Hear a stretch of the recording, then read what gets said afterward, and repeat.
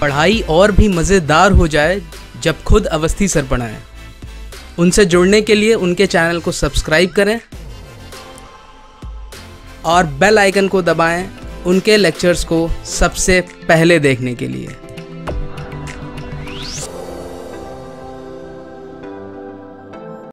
Hello students, welcome back to the third lecture of Communication Engineering. In today's lecture I am going to discuss a very important topic, that is modulation. अगर बच्चों आपको याद हो, in the very first lecture where I have discussed the block diagram of a basic communication system, channel से पहले हमारे पास transmitter था और चैनल के बाद हमारे पास रिसीवर था। The basic function of the transmitter was to convert the signal into a transmissible form.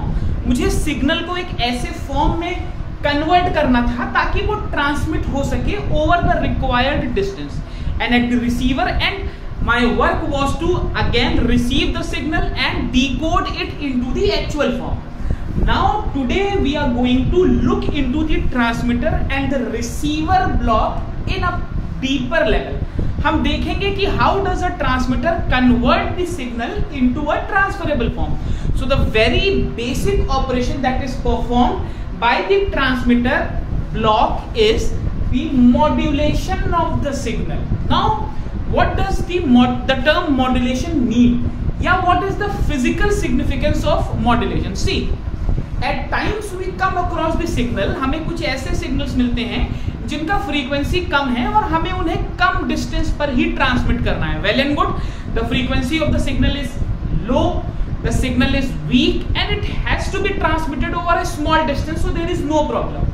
On the contrary, at times we encounter signals which are to be communicated over a very long distance, but their frequency content is very small. अब मुझे एक weak signal को अगर दूर तक भेजना है, ये weak किसी भी सेंस में हो सकता है, एम्पलीट्यूड के सेंस में हो सकता है, फ्रीक्वेंसी के सेंस में हो सकता है, फेस के सेंस में हो सकता है, या बहुत से सेंस में मैं weak. I am talking about the size of the signal. The signal is weak and it has to be transmitted over a long distance, so ये मुमकिन नहीं है। आप इसको एक रियल लाइफ एग्जांपल से समझो। एक सिचुएशन है जहां पर फॉर एग्जांपल एक बंदा है जिसकी हाइट है से 5.5 फीट, उसको तैरना नहीं आता, सामने एक नदी है जो लगभग से उसमें 8 फुट पानी है, ठीक, और उसको नदी के उस पार जाना है। नदी के उस पार कुछ केले रखे हैं, एक हाथी है जिसकी हाइट लगभग 10 फुट है, हाथी को भी नदी पार करनी है। अब 5.5 फुट का आदमी, 10 फुट का हाथी और 8 फुट पानी, दोनों को उधर जाना है, बंदे को भी उधर जाना है और हाथी को भी उधर जाना है। तो सबसे आसान सोल्यूशन क्या है भाई? आदमी तैर नहीं सकता, सिंपल सी बात है, हाथी के ऊपर आदमी को बैठा दो और नदी को क्रॉस करा दो। अब यहां पर अगर आप इसको विजुअलाइज करने का कोशिश करो तो 5.5 फुट के आदमी के लिए 8 फुट का पानी क्रॉस करना मुश्किल नहीं था, मुश्किल था और कोई साधन भी नहीं था उसके पास। लेकिन because of that elephant, what he did, he superimposed himself on that elephant and both of them crossed the river. दोनों का मोटिव पूरा हो गया। अब यहीं पर मेरे पास एक सिग्नल है जो वीक है, मुझे उसे ट्रांसमिट करना है, उसकी फ्रीक्वेंसी बहुत कम है और मुझे उसे बहुत दूर तक ट्रांसमिट करना है। तो भाई अगर सिग्नल की नेचुरल फ्रीक्वेंसी कम है तो मैं उसकी फ्रीक्वेंसी थोड़ी बढ़ा सकता। I have a limitation on changing the frequencies, the natural frequency can not be changed.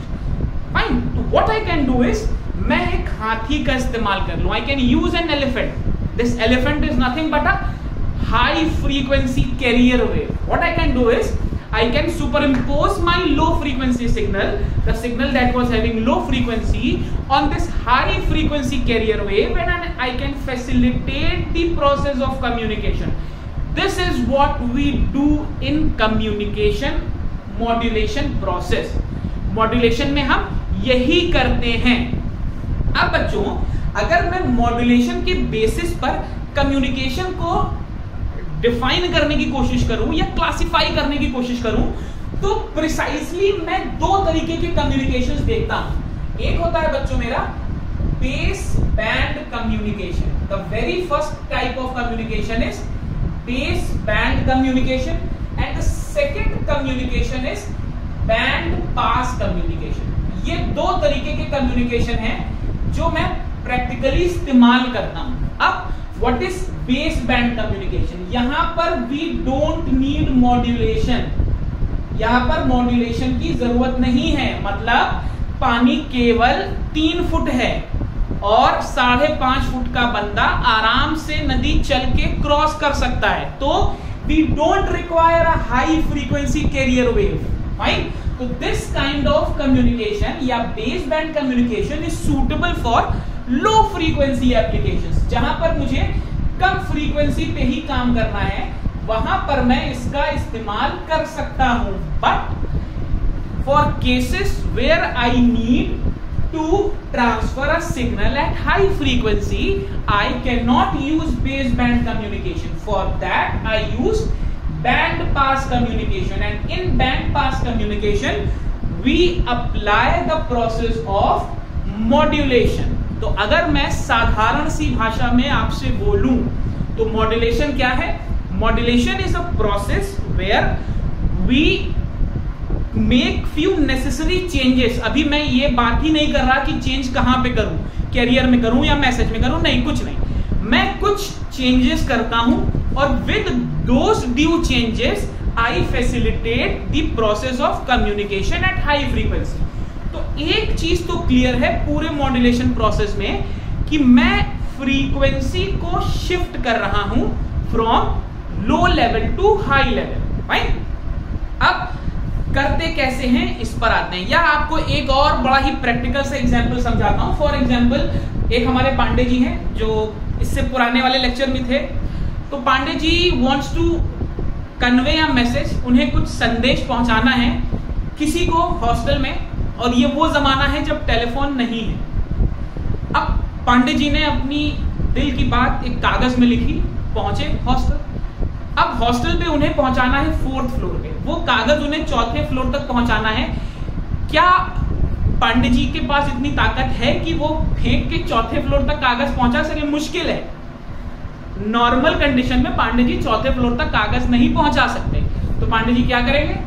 Pandey ji एक पत्थर उठाएंगे, एक छोटा सा ईंटा उठाएंगे, जैसे आपने मूवीज में देखा है, पत्थर के साथ कागज को लपेटेंगे और पत्थर को ऊपर फेंक देंगे। ये पत्थर क्या है? मेरे लिए ये पत्थर है कैरियर। वो जो पांडे जी ने दिल का हाल लिखा था कागज पे, वो क्या था? वो था मैसेज सिग्नल। वो मैसेज सिग्नल नॉर्मल परिस्थिति में 4th फ्लोर तक नहीं पहुंच सकता था। तो पांडे जी ने उस उस कागज को, उस संदेश को एक पत्थर में लपेटा और पत्थर को ऊपर पहुंचा दिया। अब जिसे वो पढ़ना है वो क्या करेगा भाई? पहले तो पत्थर हटाएगा, कागज खोलेगा और पांडे जी ने जो कुछ भी XYZ लिखा है वो पढ़ेगा या पढ़ेगी फॉर दैट मैटर। अब पत्थर पे कागज को लपेटना इज मॉड्यूलेशन, पत्थर को ऊपर पहुंचाना इज कम्युनिकेशन थ्रू चैनल, और वहां पे पत्थर को हटा के फिर से कागज से मैसेज को रिट्रीव करना इज डीमॉड्यूलेशन, फाइन। हाथी पे चढ़ना इज मॉड्यूलेशन, हाथी से उतरकर अपने काम पर जाना is demodulation. This is how the process of modulation is facilitated, right? Clear है? आई होप इस रिलेटेबल एग्जांपल से काफी लोगों को समझ में आ गया होगा। अब बच्चों, मैंने आपको लास्ट क्लास में भी बताया था कि हम लोग कोशिश करेंगे कि कम्युनिकेशन को मैथमेटिकली एनालाइज करें, फाइन। और ये ही मैं आपको मॉड्यूलेशन के केस में भी बताऊंगा। I try to help you understand the process of modulation in a mathematical way. ठीक, बिफोर दैट हम समझते हैं what is the basic need of modulation. हमें मॉड्यूलेशन की जरूरत किस लिए पड़ती है? तो this is a very very important question for your semester exams, and the question is need of modulation. Why do we require modulation? This is an important aspect for this particular lecture. अब यहाँ पर कुछ prerequisite है। Prerequisite ये है कि मुझे जब ट्रांसमीटर से रिसीवर तक, अब मैं इलेक्ट्रिकल सिग्नल्स पे आ जाता हूँ। आपको बेसिक कोर्स समझ में आ गया है। Now let us talk about the technical aspects. I have already told you that we will be dealing with electrical signals only. In communication engineering, we will strictly be focusing on electrical signals. Now what we require is antennas. We require antennas to transmit and receive electrical signals. Fine. What actually happens on an average, अगर मैं practical aspects को consider कर लूं तो मुझे lambda by 4, ये आपको अभी नहीं समझ में आएगा, अभी आप याद कर लो कि we require an antenna of height lambda by 4. ये प्रैक्टिकल एंटेना की हाइट होती है. ट्रांसमिटिंग और रिसीविंग के केस में प्रैक्टिकल एंटेना की हाइट होती है lambda by 4, where lambda is the wavelength. किसकी वेवलेंथ है? Wavelength of the signal that is being transmitted. अब बेस बैंड कम्युनिकेशन में मेरा ट्रांसमिटिंग एंटेना दूर तक सिग्नल को ट्रांसमिट नहीं कर पा रहा था, तो मैंने क्या किया, मैंने बेस बैंड में मॉड्यूलेशन कर दिया. बेस बैंड में जब मैंने मॉड्यूलेशन किया तो मैं पहुंच गया बैंड पास कम्युनिकेशन में. तो ये दोनों नाम अब बार बार सुनने की आदत डाल लीजिए. Before modulation it's base band, after modulation it's band pass. Right. Modulation ही वो प्रोसेस है जो बेस बैंड सिग्नल को बैंड पास सिग्नल में कन्वर्ट करेगा. अब रिसीविंग एंटेना की प्रैक्टिकल हाइट होनी चाहिए बच्चों लैम्डा बाई 4. ठीक. अब जरा देखते हैं, बेसिक्स का फॉर्मूला है C is equal to F lambda. ठीक. तो लैम्डा कितना आ जाएगा? लैम्डा आ जाएगा C बाई F. C होता है 3 into 10 to the power 8 metre per second. मान लेता हूं 1000 हर्ट्ज. मैं मान लेता हूं मुझे इतनी फ्रीक्वेंसी का सिग्नल भेजना है. ध्यान से देखेंगे. मान लेता हूं मैं मुझे 1000 हर्ट्ज की फ्रीक्वेंसी का सिग्नल भेजना है. तो 1 इंटू 10 टू दी पावर 3. तो लैम्डा कितना आ गया? ये आ जाएगा 3 into 10 to the power 5 metre या 300 किलोमीटर. ठीक. लैम्डा का वैल्यू आ गया 300 किलोमीटर. तो 300 किलोमीटर का मतलब एंटीना का हाइट आ गया 300 अपॉन 4. 4 7 28, 4 5 20. मतलब मुझे 75 किलोमीटर लंबा एंटीना चाहिए. क्या ये प्रैक्टिकली पॉसिबल है कि I deploy an antenna of height 75 kilometre? फर्ज करिए मैंने किसी तरह एंटेना डिप्लॉय कर भी लिया, तो कितना कॉम्प्लेक्स प्रोसेस है. अब मान लीजिए मैंने 75 किलोमीटर का एंटेना बना लिया. अब मेरे सेम एंटेना पर थोड़ी देर बाद मुझसे बोला गया कि मुझे 500 हर्ट्ज का मैसेज ट्रांसमिट करना है. केस 2 देखिए बच्चों, 500 हर्ट्ज का मैसेज अब मुझे ट्रांसमिट करना है. तो अब देखिए क्या करना हूं. अगर मुझे 500 हर्ट्ज का मैसेज ट्रांसमिट करना है तो यहां पर 500 आ गया. Lambda is 3 into 10 to the power 8 divided by 500. Fine. ध्यान से देखिएगा. इसको मैंने कर दिया 3, 1 2 3 इंटू 10 टू दी पावर 5. इसको कर दिया 500. दिस. तो 600 किलोमीटर. ठीक. ये आ गया मेरा 600 किलोमीटर. तो h न्यू नई हाइट कितनी हो गई? 600 डिवाइडेड बाई 4. 4 1 4. मतलब मैंने जैसे ही फ्रीक्वेंसी आधी की, मेरे नए एंटीना की रिक्वायर्ड हाइट आ गई 150 किलोमीटर. अब भाई ये रेडियो का एंटीना तो है नहीं कि मैंने लंबा किया, छोटा किया, बढ़ाया, घटाया, ये तो पॉसिबल है नहीं. तो आप क्या देख रहे हो कि 1000 हर्ट्ज की फ्रीक्वेंसी को ट्रांसमिट करने के लिए मुझे 75 किलोमीटर का एंटीना लग रहा है.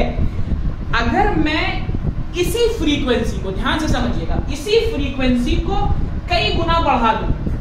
मान लीजिए यहां पर जो हर्ट्ज था, ध्यान से समझिएगा, जो यूनिट हर्ट्ज थी अगर वही यूनिट किलो हर्ट्ज हो जाती, जो यूनिट हर्ट्ज थी अगर वही यूनिट मैं यहां पर किलो हर्ट्ज कर देता तो ये 10 टू दी पावर 3 आ जाता. बात को समझिएगा. ये 10 टू दी पावर 3 आ जाता. नीचे 10 टू द पावर 3 आ जाता और ये जो 300 किलोमीटर था ये सीधे 300 मीटर बन जाता। समझिएगा, मैंने फ्रीक्वेंसी का वैल्यू हर्ट्ज से किलो हर्ट्ज किया तो मैं क्या देख रहा हूं, मेरा एंटीना किलोमीटर से मीटर बन गया। अब किलो हर्ट्ज से अगर मैं मेगा हर्ट्ज पे आ जाऊं, बात को समझिए, हर्ट्ज से किलो हर्ट्ज में आया तो मेरा एंटीना मीटर में हो गया, किलो हर्ट्ज से मेगा हर्ट्ज में आ जाऊंगा तो ये सेंटीमीटर में आ जाएगा, एंटीना छोटा होता जाएगा। मतलब क्या है, अगर मैं ट्रांसमिटिंग जो सिग्नल मुझे ट्रांसमिट करना था उसका फ्रीक्वेंसी बढ़ाता जा रहा हूं तो टेक्निकली मुझे एंटीना छोटा चाहिए। यही मैं चाहता हूं। भाई कौन 150 किलोमीटर का एंटीना डिप्लॉय करके उसको फैसिलिटेट करेगा? नहीं possible, it's not practically possible. तो पहली जरूरत क्या, अच्छा ये मैं करूंगा कैसे? भाई मैं अपने स्केल फ्रीक्वेंसी का कैसे बढ़ाऊंगा? मॉड्यूलेशन से बढ़ाऊंगा। मैं कागज में पत्थर लपेटूंगा, पत्थर पे कागज लपेटूंगा। पत्थर पे कागज लपेटते ही जैसे मैंने कैरियर, भाई हर्ट्ज से मैं जैसे ही किलो हर्ट्ज पे आया, अब पांडे जी के लिए अपना संदेश पहुंचाना आसान हो गया। ठीक, तो सबसे जरूरी चीज क्या है? What is the first and the most important need of modulation? The very basic need of modulation is to reduce the height of the transmitting and receiving antenna. ये सबसे बच्चों टेक्निकल टर्म है। ओके, सबसे important चीज। दूसरी जरूरत क्या है? अब जैसे मैं आपको बोलूं मेरी वॉइस सिग्नल का स्पेक्ट्रम फिक्स है, 3400 हर्ट्ज तक है। अब इस पर्टिकुलर स्पेक्ट्रम में, भाई इसी स्पेक्ट्रम में जो भी XYZ स्पेक्ट्रम है, उसी स्पेक्ट्रम में सभी वॉइस सिग्नल जाएंगे, लगभग सेम ही टाइप के होंगे। अगर मैं कुछ सिग्नल्स को मॉड्यूलेट करके हाई फ्रीक्वेंसी पर नहीं ले जा रहा हूं तो मेरे बैंड में there will be mixing of signals, और अगर सिग्नल्स की मिक्सिंग हो गई तो रिसीवर पर मेरे लिए पहचानना मुश्किल हो जाएगा। तो technically it helps me to reduce the interference. अगर मैं मॉड्यूलेशन नहीं करूंगा तो मैं इंटरफेरेंस को नहीं बचा पाऊंगा। अगर मैं इंटरफेरेंस इंप्रूव कर लूंगा तो obviously I will improve my quality of service. Okay, और तो मेरे पास फायदा क्या हुआ? मैं मल्टीप्लेक्सिंग फैसिलिटेट कर सकता हूं, हाइट एंटीना की चेक कर सकता हूं, मैं इंटरफेरेंस को रिड्यूस कर सकता हूं, क्वालिटी ऑफ सर्विस इंप्रूव कर सकता हूं, और सबसे इंपॉर्टेंट चीज, I can facilitate long range communication. भाई जो मेरा बेस बैंड था, अब मैंने मॉड्यूलेशन से उसको बैंड पास कम्युनिकेशन बना दिया। तो ये भी एक एडेड एडवांटेज है मेरे पास कम्युनिकेशन को इस्तेमाल करने की। ये इनफैक्ट सबसे बड़ी एडवांटेज है। अगर टेक्निकली देखा जाए तो ये सबसे बड़ी एडवांटेज है। ठीक, तो ये तो हुआ भाई कि मॉड्यूलेशन क्या है, फिर मॉड्यूलेशन की जरूरत क्या है। अब हम आते हैं कि मॉड्यूलेशन हो कितनी तरीके का सकता है। तो देखिए, हमें एनालॉग डिजिटल हर तरीके का मॉड्यूलेशन पढ़ना है, बट हम अभी सिर्फ एनालॉग मॉड्यूलेशन की बात करेंगे। क्यों? क्योंकि हमारी पहली यूनिट में एनालॉग मॉड्यूलेशन है, तो हम उसी पर ही फोकस करेंगे। ठीक, बट अगर क्लासिफिकेशन की बात करें तो हमारा मॉड्यूलेशन हो सकता है दो तरीके का। बहुत ध्यान से इसको देखेंगे, अलग अलग बुक्स ने अलग अलग क्लासिफिकेशन किया है, बट मैं आपको सबसे वाइडली एक्सेप्टेड क्लासिफिकेशन बता रहा हूं। पहला होता है कंटिन्यूअस वेव मॉड्यूलेशन। ध्यान से देखेंगे, जो पहला मॉड्यूलेशन होता है that is continuous wave modulation. यही सबसे पॉपुलर मॉड्यूलेशन है और हमें सबसे पहले यही मॉड्यूलेशन पढ़ना है। दूसरा होता है पल्स मॉड्यूलेशन। ध्यान से समझेंगे, दूसरा होता है पल्स मॉड्यूलेशन। पहला है कंटिन्यूअस वेव मॉड्यूलेशन, ये हमें यूनिट 1 और यूनिट 2 में पढ़ना है। नेक्स्ट है हमारा पल्स मॉड्यूलेशन, जो हमें यूनिट 4 और यूनिट 5 में पढ़ना है। अब ये मॉड्यूलेशन फर्दर दो पार्ट्स में है। पहला है एम्पलीट्यूड मॉड्यूलेशन, एम्पलीट्यूड मॉड्यूलेशन, दूसरा है angle modulation, angle modulation. Angle modulation further दो पार्ट्स में है। एक है फ्रीक्वेंसी मॉड्यूलेशन, फ्रीक्वेंसी मॉड्यूलेशन, और दूसरा है फेज मॉड्यूलेशन। दूसरा है बच्चों फेज मॉड्यूलेशन है। हमारी यूनिट 1 और यूनिट 2 इसको डिस्कस करेगी। ये हमारा पहला टारगेट है, ये हमें अभी नहीं पढ़ना। डिजिटल मॉड्यूलेशन हमें यूनिट 4 और यूनिट 5 में पढ़ना है, तो हम इसके बारे में अभी ज्यादा बात नहीं करेंगे, ठीक है ना। ओके, वैसे ये भी फर्दर 3 पार्ट्स में है। Pulse amplitude modulation, pulse position modulation and pulse with modulation. This is, इस चार्ट को भी बना लीजिए ताकि बाद में हमें डिस्कस ना करना पड़े। ये चार्ट बना लीजिए। This is pulse amplitude modulation, this is pulse position modulation and this is pulse with modulation, ठीक है ना। ये मेरे पल्स मॉड्यूलेशन फर्दर 3 पार्ट्स में डिवाइडेड है। कंटिन्यूअस मॉड्यूलेशन फर्दर 2 पार्ट्स में डिवाइडेड है। ओके, क्लियर है, ये ध्यान रखिएगा। इनफैक्ट इन तीनों को हम बोलते हैं, पल्स मॉड्यूलेशन के इस पार्ट को हम बोलते हैं, या इसको आप ऐसे समझ सकते हो कि ये डिवाइडेड है पल्स एम्पलीट्यूड मॉड्यूलेशन, ऐसे समझो। This is pulse amplitude modulation और ये पल्स एम्पलीट्यूड मॉड्यूलेशन 3 पार्ट्स में डिवाइडेड है, ठीक है ना। पल्स मॉड्यूलेशन 2 पार्ट्स में, आप इसको फर्दर बाइफरकेट करने का और प्रिसाइज मेथड क्या है। पल्स एम्पलीट्यूड मॉड्यूलेशन को आप कह सकते हो कि ये पल्स मॉड्यूलेशन को आप कह सकते हो कि ये पल्स एम्पलीट्यूड मॉड्यूलेशन है और पल्स डिजिटल मॉड्यूलेशन है। पल्स डिजिटल मॉड्यूलेशन 2 पार्ट्स में। व्हाइट बोर्ड पे जगह कम है तो मैं ऐसे कर रहा हूं। पल्स एम्पलीट्यूड मॉड्यूलेशन 3 पार्ट्स में है। Pulse amplitude modulation basically 3 parts में है। Pulse amplitude modulation, pulse position modulation और पल्स विद मॉड्यूलेशन। फाइन, ये तीनों एनालॉग केसेस हैं, इनको बल्कि पल्स एनालॉग कर लो। ये आपके पल्स एनालॉग मॉड्यूलेशंस हैं, ठीक। अब एनालॉग और डिजिटल के बारे में भी हम आराम से डिस्कस करेंगे। Continuous wave modulation can B amplitude, angle can be frequency, phase. Pulse modulation can be pulse analog modulation and pulse digital modulation. Pulse analog modulation can be pulse amplitude modulation, pulse position modulation and pulse width modulation. And pulse digital modulation can further be classified as PCM, pulse code modulation. ये सब आपके communication की separate units हैं, ठीक। Delta modulation DM, this is, इसको note कर लीजिए, delta modulation.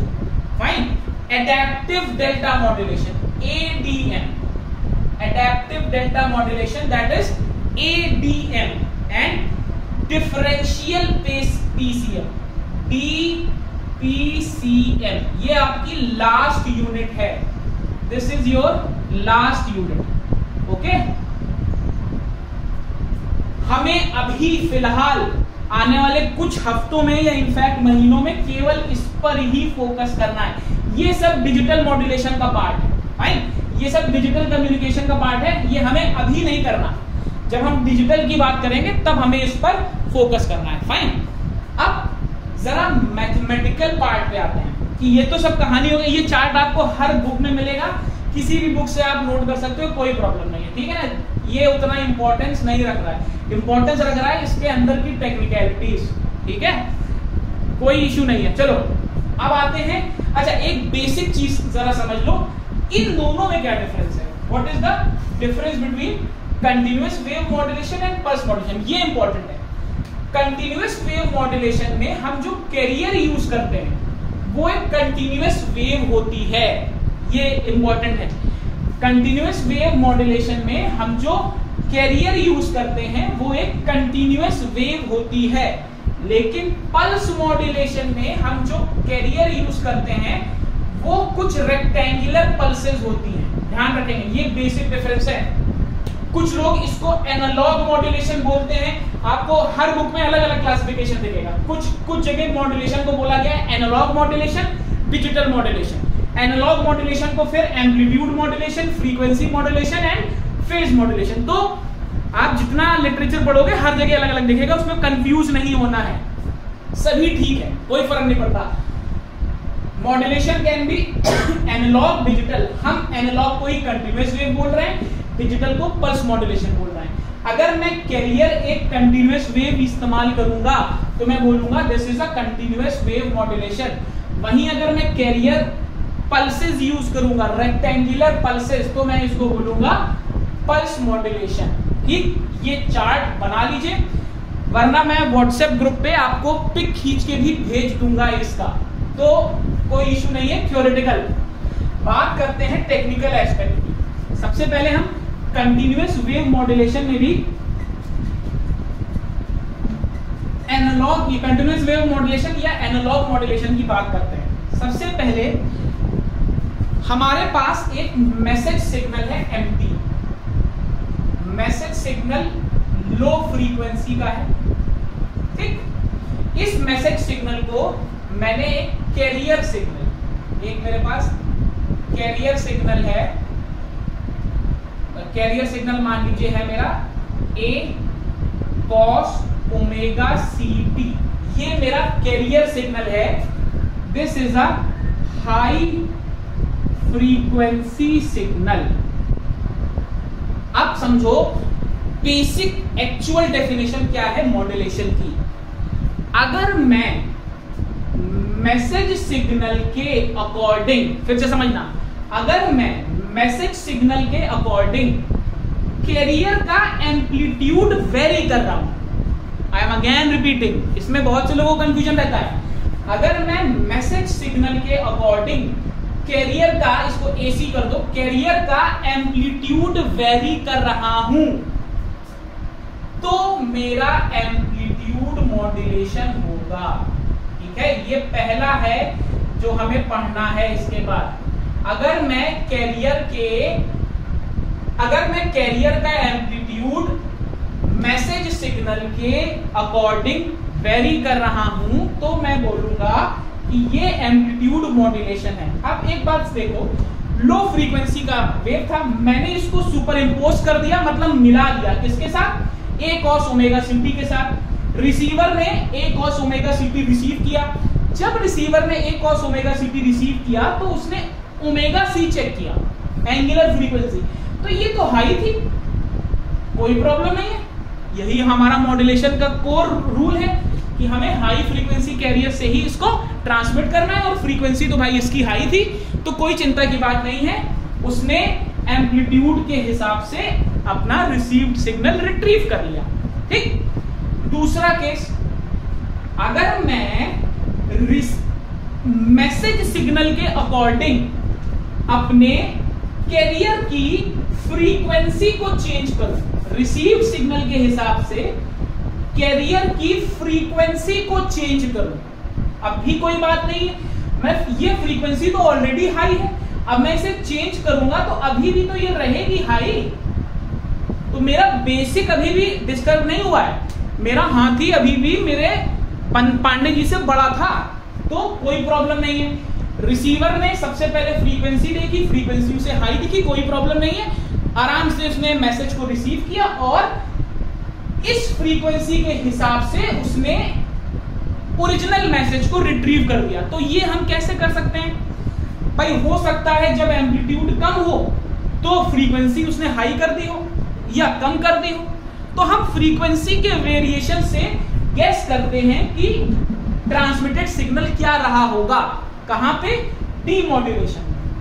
वैसे ही अगर हम रिसीव्ड सिग्नल के इसको और मॉडिफाई कर दो, ओमेगा CT + 5, अब अगर मैं रिसीव्ड सिग्नल के फेज के हिसाब से, अगर मैं रिसीव्ड सिग्नल के फेज के हिसाब से प्रिडिक्ट करूं कि ट्रांसमिटेड सिग्नल क्या रहा होगा।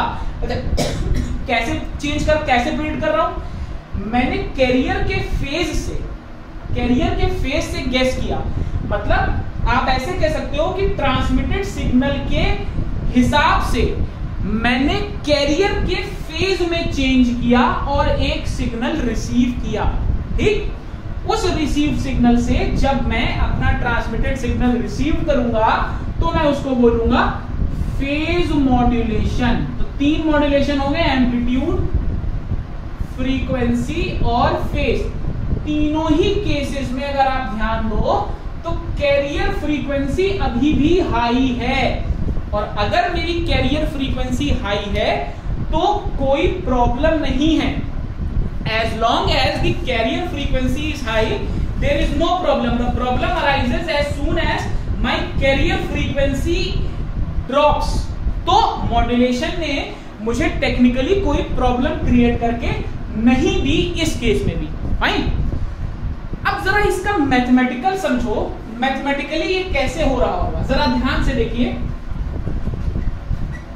यहां पर बेसिक लॉजिक अप्लाई होगा। मान लीजिए ये मेरा मैसेज सिग्नल है। मैसेज सिग्नल में मैंने एक रेक्टेंगुलर पल्स यूज की, -t/2 से +t/2। ठीक, इसका जब मैंने फूरियर ट्रांसफॉर्म किया होगा तो मुझे एक सिग्नल पल्स मिली होगी। आपको याद है ना, मुझे ये हमने पिछले क्लास में ही पढ़ा था, ये अच्छी चीज है। अच्छा, मैंने फिल्टर लगा लिया। फिल्टर क्यों लगाया, मैंने आपको पिछली बार बताया था, मैक्सिमम कंटेंट यहीं पर है, तो हम केवल मैक्सिमम कंटेंट देख रहे हैं। मैंने ये मैक्सिमम कंटेंट ही देखा। अब यहां पे जरा देखो, मान लेता हूं t का वैल्यू है 0.1 मिली सेकेंड। बहुत ध्यान से देखना, t का वैल्यू है 0.1 मिली सेकेंड। इसकी वैल्यू थी -1/t, इसकी वैल्यू थी +1/t। जरा चेक कर लो, पिछले लेक्चर में जाओ, मैंने आपको क्या बोला था, ft इज इक्वल टू +-1 +-2। ये सभी पॉइंट्स हैं जहां पर ये कट करेगा। मैंने आपको बोला भी था कि मैं हर चीज मैथमेटिकली बताऊंगा, तो आप देखो ये वो पॉइंट्स हैं। तो अगर यहां पर डिवाइड करूं 1/0.1 मिली सेकेंड से, तो ये 10 × 10⁻³ का ऑर्डर आ गया हर्ट्ज में, या 10 किलो हर्ट्ज आ गया। आप ऐसे बोलो 10 किलो हर्ट्ज आ गया। देखिए टेक्निकली देखिए यहां पर हो क्या रहा है। अगर t मेरा 0.1 था तो 1/t, भाई 1/t फ्रीक्वेंसी का ही तो मल्टीपल होगा, फ्रीक्वेंसी का ही टर्म होगा।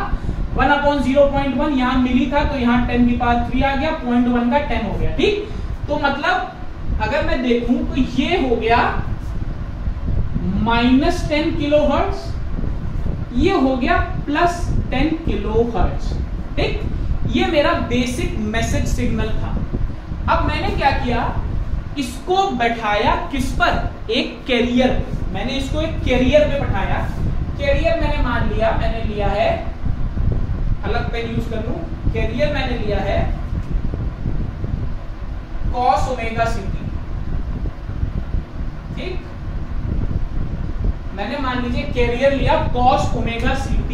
फाइन, अब होगा क्या, अच्छा यहां पर cos ωct का फूरियर ट्रांसफॉर्म आपके लिए जानना बहुत जरूरी है। मैंने बोला भी था फूरियर ट्रांसफॉर्म रिवाइज कर दीजिएगा। तो del omega minus omega C, del omega plus omega C, अगर आपको याद हो तो इसका फूरियर ट्रांसफॉर्म कुछ ऐसा आएगा। 2 पल्सेस आएंगी, एक माइनस ओमेगा पे, एक प्लस ओमेगा पे विद हाफ एम्पलीट्यूड। ठीक है ना, ये चेक कर लेना फूरियर ट्रांसफॉर्म का लेक्चर में। मैंने बोला है आपको बार बार, अगर मेरे से कम्युनिकेशन फॉलो कर रहे हो तो मैथमेटिकल एनालिसिस बहुत स्ट्रांग रखना, तभी मजा आएगा। तो इसका फूरियर ट्रांसफॉर्म जब मैं करूंगा तो ऐसा आएगा। ठीक, अच्छा मॉड्यूलेशन, ये था मेरा mt, ये था मेरा ct। तो मेरा रिसीव्ड सिग्नल क्या आएगा, मॉड्यूलेशन में मैंने क्या किया, mt को ct पर बैठा दिया, तो ये आ गया mt a cos ωct। T. ये मैं आपको जनरल बता रहा हूँ मॉड्यूलेशन, कोई स्पेसिफिक मॉड्यूलेशन नहीं बता रहा हूँ, सिर्फ आपको दिखाने की कोशिश कर रहा हूँ कि फ्रीक्वेंसीज कैसे शिफ्ट हो रही हैं। ठीक, ये कुछ ऐसा आ जाएगा। अब जब मैं इसको और इसको मल्टीप्लाई करूंगा तो मल्टीप्लीकेशन के बाद मुझे जो सिग्नल मिलेगा वो कुछ ऐसा ही मिलेगा, -t/2 से कुछ ऐसा। कहां से कहां तक लाई करेगा? -t/2 से +t/2। जब इसका फूरियर ट्रांसफॉर्म लूंगा, किसका? इसका फूरियर ट्रांसफॉर्म जब मैं लूंगा, अब यहां पर अगेन मैंने आज 26 अप्रैल आज मैंने व्हाट्सएप ग्रुप पे आपको 2 फाइल भेजी हैं।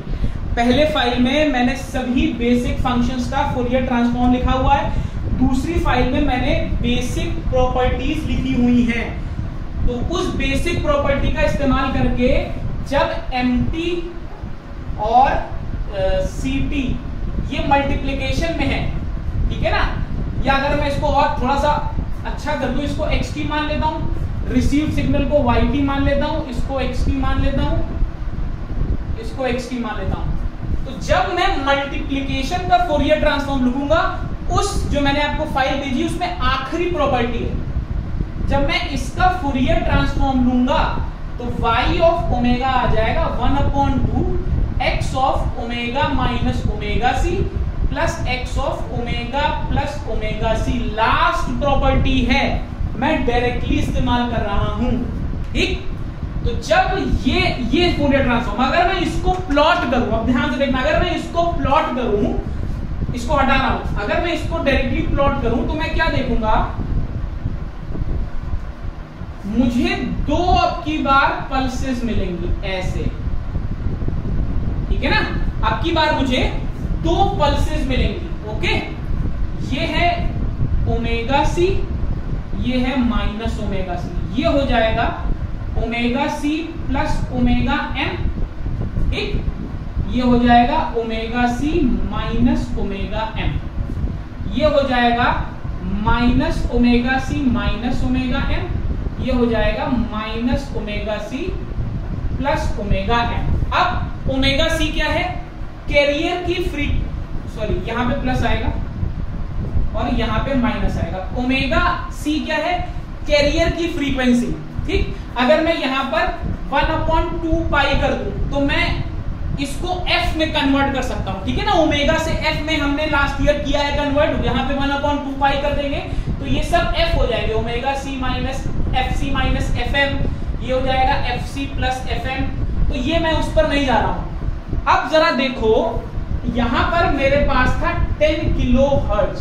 ठीक, मैंने क्या किया, ये फ्रीक्वेंसी जो कि बहुत हाई थी, मान लो ये थी 10 मेगाहर्ट्ज। ठीक, मैंने मान लिया ये 10 मेगाहर्ट्ज थी, कैरियर था ये मेरा कैरियर। तो जो मुझे रिसीव सिग्नल हुआ वो किस बैंड पे लाई कर रहा है? ये बैंड क्या है?